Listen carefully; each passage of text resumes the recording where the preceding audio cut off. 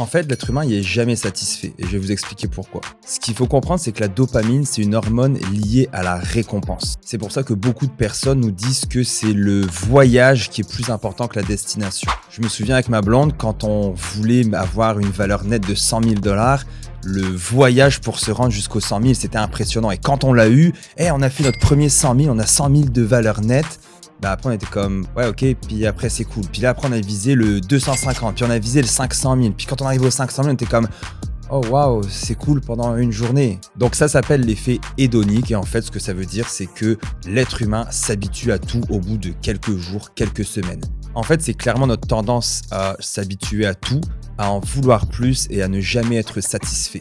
Et c'est pour ça qu'on voit des gens extrêmement riches qui des fois se plaignent de dire je suis pas plus heureux avec ma Lamborghini, avec mon condo, avec mon chalet. Mais en fait ils ont raison, c'est vraiment comme ça qu'ils se sentent. Et pour certains ça peut être non entendable d'entendre des gens extrêmement riches se plaindre, des gens qui gagnent des millions et trouver des choses à redire quand toi tu dirais moi si j'avais ça je fermerais ma bouche.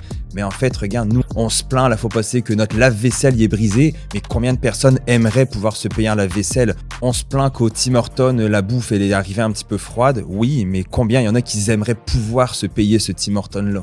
Bon, il y a un truc que je retiens, c'est que nos grands-parents avaient parfois une orange à Noël et ils étaient super contents.